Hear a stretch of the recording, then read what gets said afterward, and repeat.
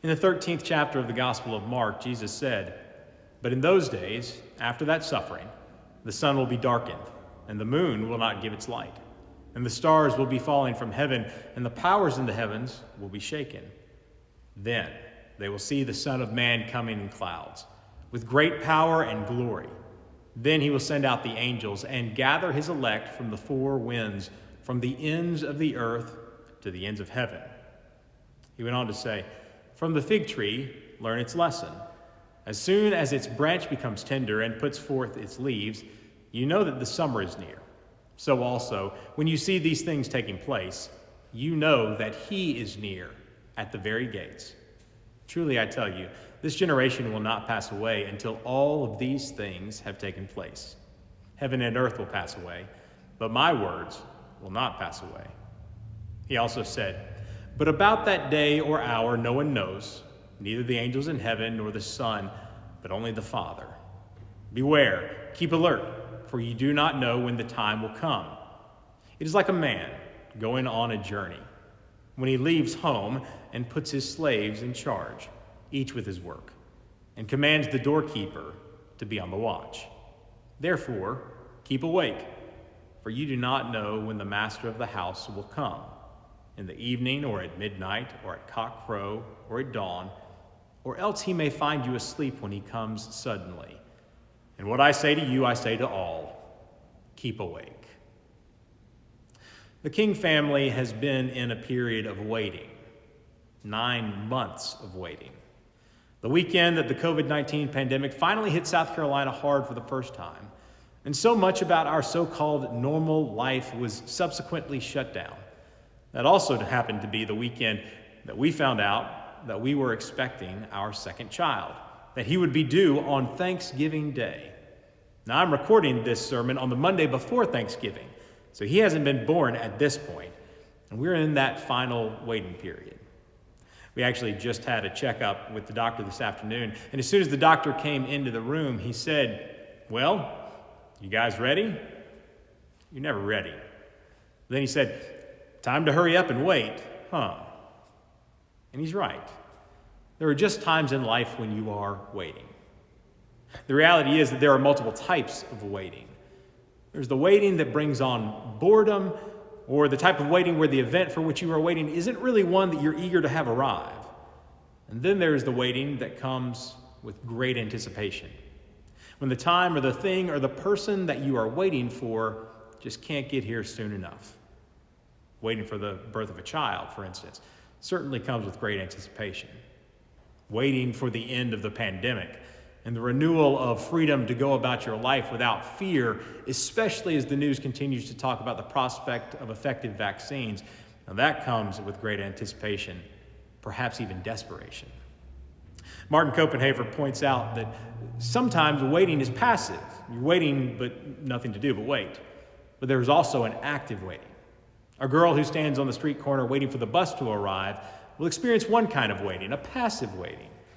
That same girl on the same corner, hearing the sound of a parade that is just out of sight, will also wait, but it will be a different kind of waiting, full of expectation, a waiting on tiptoe, an active waiting. A fisherman, for instance, Copenhaver says, finds it burdensome to wait for spring to arrive because it is a passive waiting. Once he's fishing, however, he does not find it a burden to wait for the trout to rise to his fly, because it is an active kind of waiting, full of expectation. At the pool of his favorite trout stream, his waiting is filled with accomplishing all the many things he must do, all injected with an active sense of anticipation, because he never knows when the trout may appear. And that, he says, is the kind of active waiting Jesus had in mind. Those who heard Jesus speak were waiting for clear signs that the arrival of the Messiah was near or had come. They were waiting with great anticipation for the one who would save them, free them, usher in God's new day. And Mark's first readers were also waiting. They were likely looking back on the time of Jesus after the destruction of the temple in the year 70 and wondering what God was doing right now. When would God act? How long would they have to wait before the Messiah returned and set everything right again? If we are waiting for something, we want to know how long we will be forced to wait, don't we? Take a trip with a child, and you have to prepare yourself to be asked how much longer and when will we get there, more times than your sanity might be able to stand. Now, some 2,000 years after the birth, death, and resurrection of Christ, we still find ourselves waiting. And in 2020, we may find ourselves more eager than ever for the waiting to just be over. We recognize that this world is not as it should be. It is not as God would desire it to be. Not everyone lives life to the full, life abundant and free on Christ's terms. There are still burdens, hardships, and pain that come with life. Death is still an unavoidable part of life. Love does not yet reign in the hearts of every person. We recognize that there is a gap between the reality of the world as it is and the dream that God desired it to be. In this season of Advent, we remember and celebrate the fact that through Christ, Emmanuel, God with us, God is working to make the reality and dream meet. We are still waiting for the day when the work is accomplished. And if you have ever taken that car ride with that child, or if you have ever had to spend that significant amount of time waiting, you know that the best thing you can do is occupy yourself. Keep busy, maybe focusing on something else. If you aren't familiar with the Daniel Tiger Show on PBS, you may already remember that Daniel Tiger was one of the central puppet characters on Mr. Rogers' Neighborhood, operated and voiced by Fred Rogers himself. After Mr. Rogers passed away, a new animated show was eventually developed that centers on Daniel Tiger as he learns hard lessons about life and dealing with our big feelings in the land of make-believe. These lessons have been important in the King household, especially with our first child, and we sometimes find ourselves repeating the lessons that Daniel Tiger learns as reminders to us all of how difficult situations can be and how we should handle them. When it comes to waiting, Daniel Tiger reminds us that when you wait, you can play, sing, or imagine anything. Keep yourself occupied, in other words. It helps to pass the time. If you are waiting on something to start, read a book, do some work. Check off some items on your to-do list. If you're on a long car ride and don't know when you will arrive at your destination, watch a movie, sing songs, play games, have good conversation. If you are waiting for a child to be born, well, you get your house and yourself as ready as you can. You make a list of all the things that need to be purchased or pulled out of storage from when the first child arrived. You nest, as they say. Now, if you're a grandmother waiting for the child to be born, you may find yourself what you might call nesting by proxy, cooking food to be frozen and delivered when the baby arrives, or buying presents, or keeping your phone close by and hanging on every call or text that gives an update on the progress.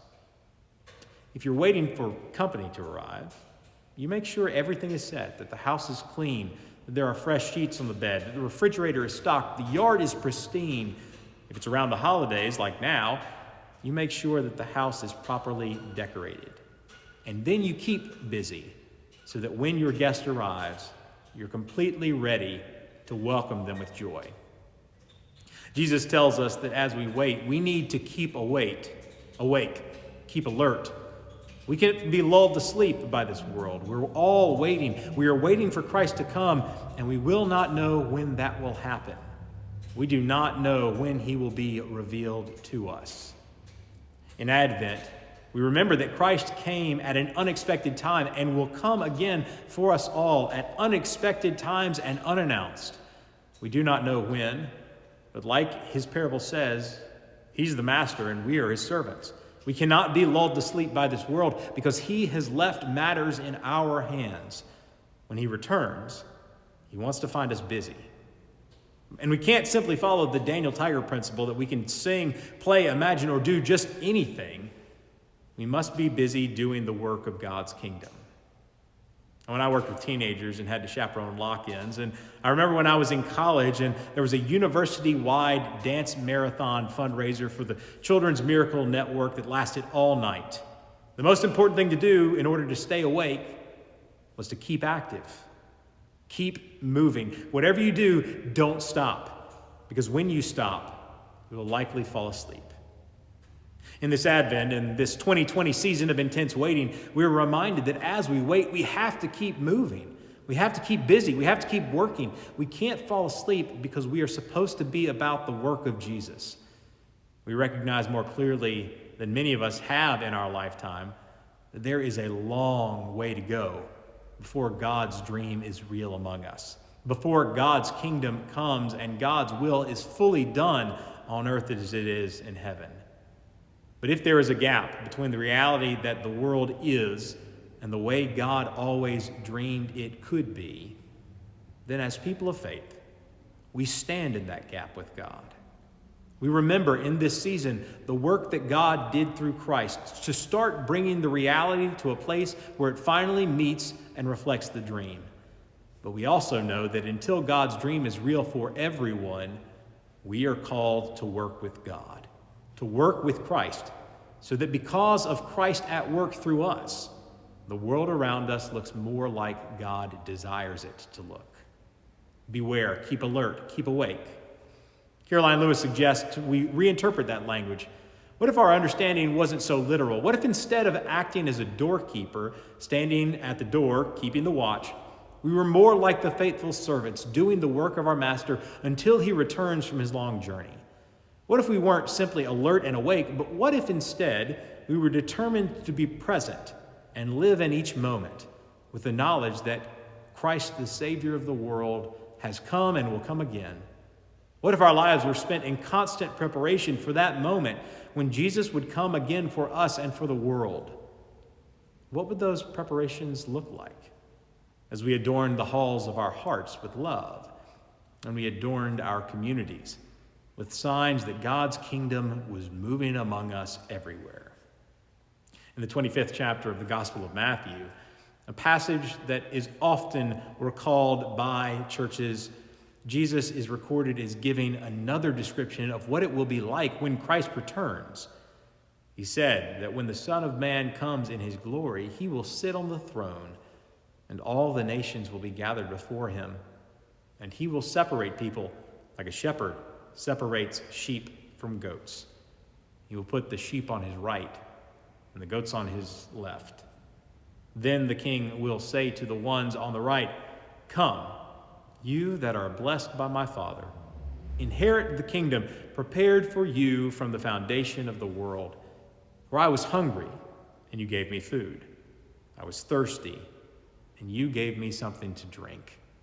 I was a stranger, and you welcomed me.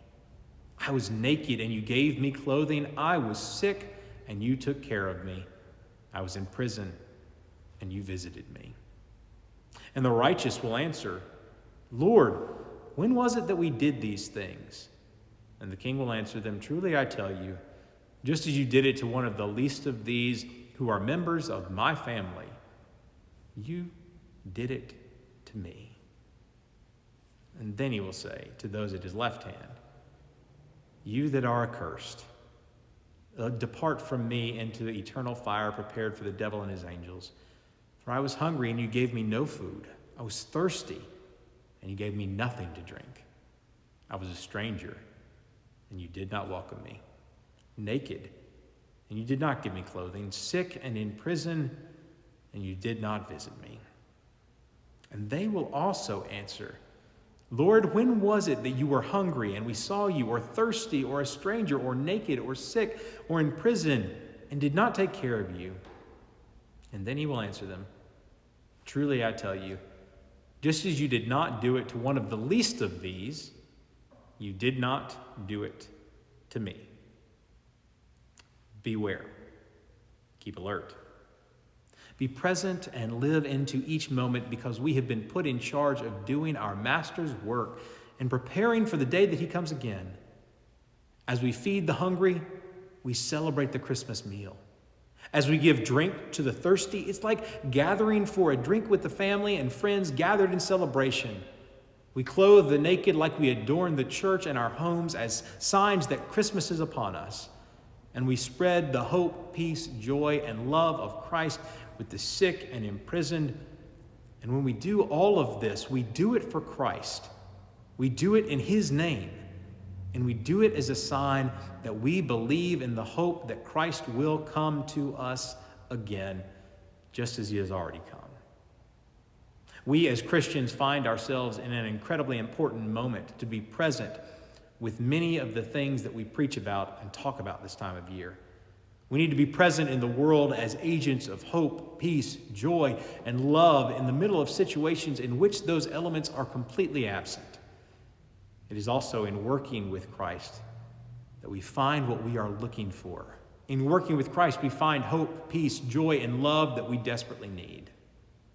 Dr. Lauren Winner of Duke Divinity School tells of one of her friends who, at least at one point, of course, likely before COVID, would invite anyone to come who came to her door into her home.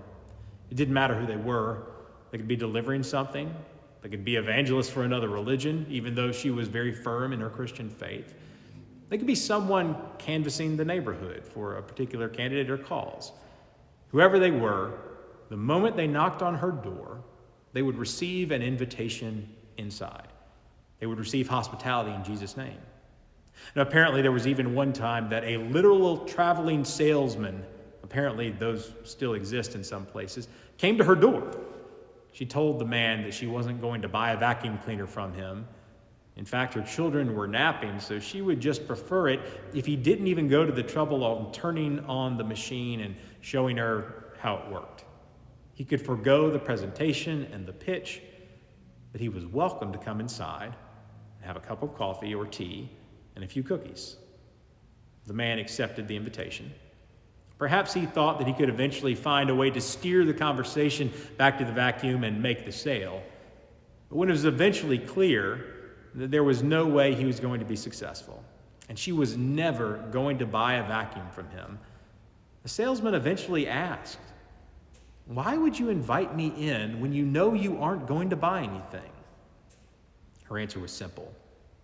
She said, "I believe in a God who says he will show up at any point in anyone, and I'm inviting you in because you might be Jesus to me." In this Advent season of 2020, as we pass the time in life and as we wait for Jesus to come to each of us, we need to stay alert and keep awake to the fact that we may just find Jesus coming to us when we least expect it. We may find Jesus in our coworkers, in our family members, in our neighbors next door or across the street. We may find him in places that we least expect, in the grocery store or with other parents dropping their children off at school. Perhaps part of our active waiting in this season should be finding ways to become more awake to the Jesus that we meet in others every day. And even more than that, we could become more awake to the Jesus that other people meet in you and me. Perhaps we should pray, "Come, Lord Jesus. Come and rule in our lives and in our communities. Come rule in this world. Come rule in each of us. Help us to be your presence around the world. Empower your people to keep awake and keep alert and to do your work while you are physically absent from us in this world. Help us to be your presence in every person, that we would treat them accordingly. And help us to be your presence for everyone who needs it. Perhaps if we can begin to do that, we would be closer to seeing God's dream for this world become a reality."